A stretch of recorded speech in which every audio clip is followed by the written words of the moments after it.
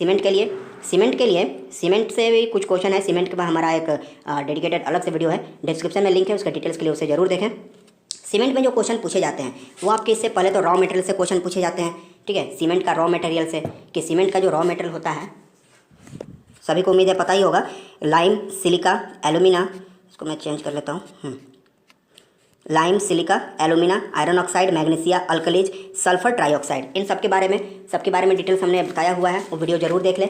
मैं एक बार फिर से यहाँ पर आपको कन्वे कर देता हूँ, समराइज कर देता हूँ कि लाइम का जो परसेंटेज होता है 60 से 65%, लेकिन ऑन एन एवरेज 63% इसको यूज करते हैं। सिलिका जो होता है 17 से 25% होता है, तो एवरेज में 20%, ठीक है। एलुमिना जो होता है 3 से 8%, तो एवरेज में 6%। ऑक्साइड की जो वैल्यू है यह 0.5 से, ऑक्साइड का मतलब हो गया आयरन ऑक्साइड, वो 0.5 से 6% होता है, तो ऑन एन एवरेज 3% यूज करेंगे। मैग्नीशिया की वैल्यू आएगी 0.5 से 4% के बीच में, तो ऑन एन एवरेज 2%। अल्कलीज जो होता है 0.5 से 1% के बीच में, तो 1% यूज करेंगे। और सल्फर ट्राईऑक्साइड जो होता है 1 से 2% होता है, तो यहाँ पर 1.5% इसके लिए यूटिलाइज किए हुए हैं, ठीक है। देखिए यहाँ से जो क्वेश्चन बनता है इससे आपको जनरली या तो सबसे पहले पूछेगा कि रॉ मटेरियल बताइए सीमेंट का रॉ मटेरियल क्या है, काफ़ी तरह से इसको याद कर सकते हैं, ठीक है।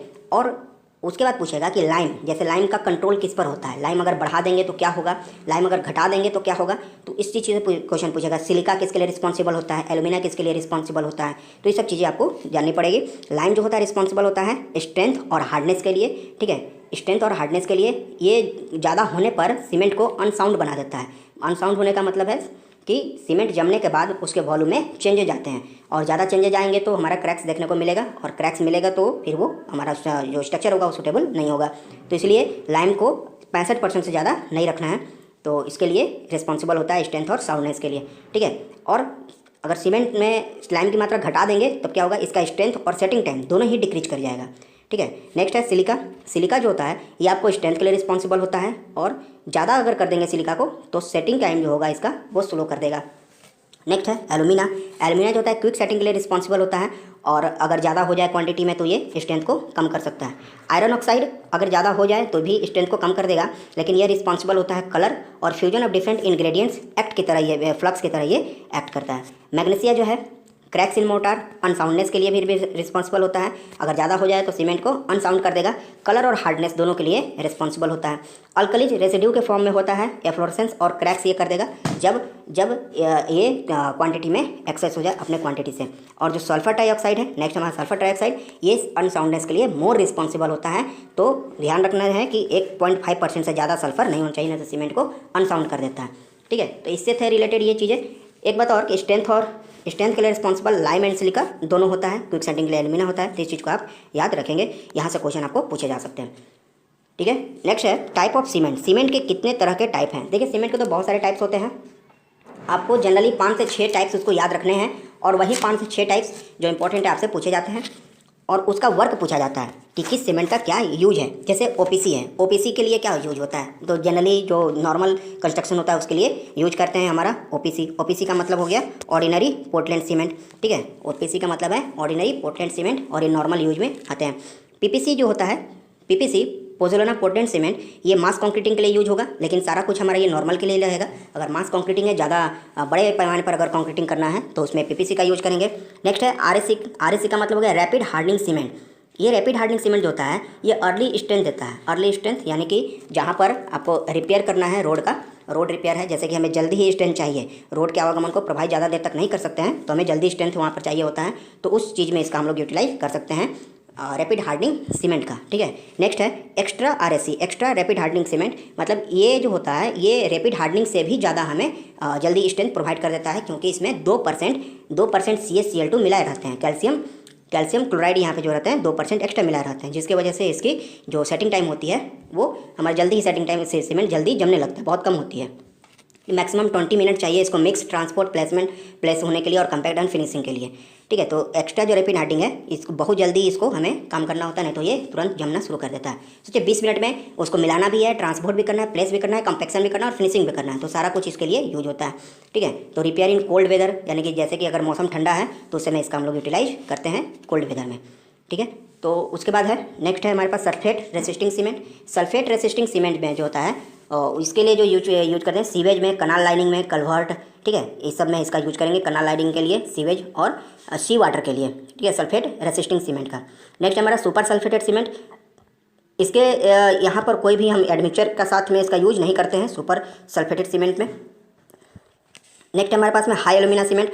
हाई एल्यूमिना सीमेंट का जो इनिशियल सेटिंग टाइम होता है ये 3.5 घंटे से 4 घंटे के बीच होता है, और फाइनल सेटिंग टाइम जो होते हैं 5 से 5.5 घंटे का होता है इसका, ठीक है। और इसका जो यूज करते हैं हम लोग इंडस्ट्री में प्रीकास्टिंग वर्क के लिए इसका यूटिलाइज करते हैं। Extremely resistance to fire, chemical, sea water and acid attack and sulphate attack, इसके लिए हम इसका यूज करते हैं। नेक्स्ट है low heat cement, LHC। Low heat cement का यूटिलाइज हम लोग करते हैं मास कंक्रीटिंग में, इसमें लो हीट इवेल्युएट होता है। And last one is quick setting cement. Quick setting cement का जो इनिशियल सेटिंग टाइम होता है ये ओनली 5 मिनट्स का होता है, ठीक है, ओनली 5 मिनट्स का होता है इनिशियल सेटिंग टाइम, और फाइनली 30 मिनट में ये पूरी तरह से जम जाता है। तो अंडर वाटर अगर कंक्रीटिंग करना है तो वहाँ पर क्विक सेटिंग सीमेंट का हमें जरूरत पड़ेगा। तो देखिए ये सारी चीज़ें जो हैं, ये सारी चीज़ें आप एक नोट्स में लिखते चलें ताकि आपको प्रिपरेशन करने में ईजी रहेगा, और वहाँ से आप डायरेक्टली आंसर इसका कर सकते हैं, ठीक है। तो ये थे आपको सीमेंट के बारे में कि सीमेंट से हमारे पास में कितने तरह के सीमेंट होते हैं और उनका किस में क्या यूटिलाइज है। नेक्स्ट है इसका टेस्ट ऑन सीमेंट। सीमेंट पर कौन कौन तरह के टेस्ट अप्लाई किए जाते हैं। तो सीमेंट पर जो 2 तरह के टेस्ट होते हैं जनरली, एक होता है फील्ड टेस्ट और दूसरा होता है लैब टेस्ट। फील्ड टेस्ट में सीमेंट को चेक करना होता है कि सीमेंट हमारा कितना ज़्यादा वर्किंग है, ठीक है। जैसे कि सीमेंट के बैग में हाथ को इंसर्ट करते हैं तो कूल फील होना चाहिए, सीमेंट को 2 उंगलियों के बीच में लेकर के रब करते हैं तो बिल्कुल स्मूथ होना चाहिए, उसमें कोई भी लम्प्स नहीं होने चाहिए। और सीमेंट, एक चुटकी सीमेंट को अगर बकेट में थ्रोन करते हैं तो वो पूरी सरफेस पे फैलना चाहिए और एक यूनिफॉर्मली पानी में वो डिप होना चाहिए। ऐसा नहीं हो कि कुछ ऊपर रह जाए कुछ पानी में डिप करे, तो इस तरह से स्पेसिफिक ग्रेविटी उसकी इक्विवेलेंट है वो भी चेक हो जाती है। तो ये सब उसके फील्ड टेस्ट में आते हैं। लैब टेस्ट की बात करते हैं तो फाइनेंस टेस्ट होता है, ठीक है, consistency test, initial setting time, final setting time, soundness test, compressive strength test, tensile strength test, ठीक है, हीट ऑफ हाइड्रेशन टेस्ट, ये सभी तरह के टेस्ट हम लोग अप्लाई करते हैं फील्ड टेस्ट के लिए। तो ये सभी चीज़ें थी इसमें, ठीक है। तो इसके लिए डेडिकेटेड वीडियो है, आप देख लेंगे, डिस्क्रिप्शन में लिंक दिया हुआ है कि किस टेस्ट का हम लोग यूटिलाइज कब करते हैं, यहाँ बताएंगे तो वीडियो और भी लंबी हो जाएगी। तो जनरली आपको क्वेश्चन टेस्ट से बहुत सारे पूछे जाते हैं, तो आप टेस्ट वाला क्वेश्चन जरूर देख लें कि यहाँ से क्या क्या इसके लिए इंपॉर्टेंस होता है, ठीक है। नेक्स्ट बात करते हैं नेम ऑफ क्लिंकर। देखिए क्लिंकर जो होता है ना, क्लिंकर का मतलब हुआ कि जब सीमेंट को हम मिक्स करते हैं रॉ मेटेरियल को और उसको हम लोग डालते हैं साइलोज में, तो वहाँ मिक्स होने के बाद एक फॉर्मेशन होता है बॉल का जिसको हम लोग क्लिंकर कहते हैं। और उस बॉल में, उस क्लिंकर में जिसका डायमीटर 3 से 20 mm का होता है, 4 तरह के कंपाउंड पाए जाते हैं जिसको कहा जाता है बॉक्स कंपाउंड। वो बॉक्स कंपाउंड का नाम है इसमें एलाइट, बिलाइट, सिलाइट और फिलाइट। टोटल 4 तरह के होते हैं। बॉक्स कंपाउंड जो है 4 तरह के आएंगे, ठीक है, एलाइट, बिलाइट, सिलाइट एंड फिलाइट के लिए। देखिए एलाइट का मतलब हो गया कि ट्राई कैल्शियम सिलिकेट C3S, बिलाइट का मतलब हो गया डाई कैल्शियम सिलिकेट, ठीक है, सिलाइट का मतलब हो गया tri calcium aluminate and tetra calcium aluminoferrite को कहेंगे फिलाइट। इसकी जो परसेंटेज है यहाँ पर ऑलरेडी लिखी हुई है, 25 से 50%, 20 से 45, 5 से 12 और 6 से 12% के लिए। परसेंटेज ज़्यादा इंपॉर्टेंट नहीं है, इंपॉर्टेंट है इसके नाम और इसके यूज, ठीक है, यूज और इसके नाम ज़्यादा इंपॉर्टेंट है, इससे आपको पूछा जाता है। जैसे कहेगा कि C3S जो है ये क्या किसके लिए रिस्पॉन्सिबल होता है, तो ये रिस्पॉन्सिबल होता है अर्ली स्ट्रेंथ के लिए, यानी कि जिस सीमेंट का अर्ली स्ट्रेंथ बढ़ाना हो उसमें C3S को मिला देंगे तो अर्ली स्ट्रेंथ उसका बढ़ जाएगा, अगर घटाना हो तो उसमें से इसके अमाउंट को घटा देंगे तो उसकी अर्ली स्ट्रेंथ जो होगा वो घट सकता है, ठीक है। तो इसका यूज करेंगे कहाँ पे, रोड वर्क्स के लिए, कोल्ड वेदर में, और प्री फैब्रिकेशन वर्क्स के लिए C3S का यूटिलाइज हम लोग करते हैं, ठीक है। नेक्स्ट है हमारे पास में C2S डाई कैल्शियम सिलिकेट। ये रिस्पॉन्सिबल होता है लेट स्ट्रेंथ के लिए। इसका जो यूज करते हैं हम लोग लेट स्ट्रेंथ यानी कि अल्टीमेट स्ट्रेंथ कह सकते हैं, डैम या ब्रिज में इसका इस्तेमाल करते हैं। And resistance to chemical attack के लिए इसका यूज भी होता है, ठीक है। ये फ्रीजिंग और थाविंग के लिए। देखिए क्वेश्चन आपसे जो इंपॉर्टेंट है वो चीज़ पूछा है, क्या क्या इंपॉर्टेंट हमने बताया। पहला कि इसका यूज कहाँ होता है, बेस्ट सीमेंटिंग प्रॉपर्टी जिसमें पाई जाती है। सेकंड कहेंगे अर्ली स्ट्रेंथ के लिए रिस्पॉन्सिबल होता है। थर्ड यूज कहाँ कहाँ होता है, रोड वर्क्स, कोल्ड वेदर और प्री फैब्रिकेशन में इसका यूज होगा। एंड फोर्थ पॉइंट है रेसिस्टेंस टू फ्रीजिंग एंड थाविंग, ठीक है, रेसिस्टेंस टू फ्रीजिंग एंड थाविंग में इसका यूज होगा। तो ये 4 पॉइंट है, इसके बारे में आप लिख लीजिए। ये चारों पॉइंट है वो चीज़ें जो आपसे पूछी जा सकती है, इससे आगे आपको कुछ नहीं पूछेगा। नेक्स्ट है C2S के बारे में जिसको बिलाइट कहते हैं यानी डाई कैल्शियम सिलिकेट। ये जो होता है लो स्ट्रेंथ यानी कि लेट स्ट्रेंथ के लिए रिस्पॉन्सिबल होता है। इसका जो यूज होता है वो डैम या फिर ब्रिज में करेंगे, ठीक है। रेजिस्टेंस टू केमिकल अटैक के लिए भी इसका यूज होता है। नेक्स्ट है ट्राई कैल्शियम एल्यूमिनेट के लिए, ये रिस्पॉन्सिबल होता है फ्लैश सेट के लिए। Most responsible for initial setting time, it is most responsible for initial setting time and resistance to sulphate attack, ठीक है, resistance to freezing and thawing, resistance to chemical attack and resistance to sulphate attack C3A। And the last one is C4F, poorest cementing properties. इसमें जो होती है poorest cementing properties होती है and responsible for flash set but generate less heat. Flash set यानी कि बहुत जल्दी सेट हो जाएगा लेकिन लेस हीट जनरेट करेगा, ठीक है। तो ये चीज़ें थी इसमें।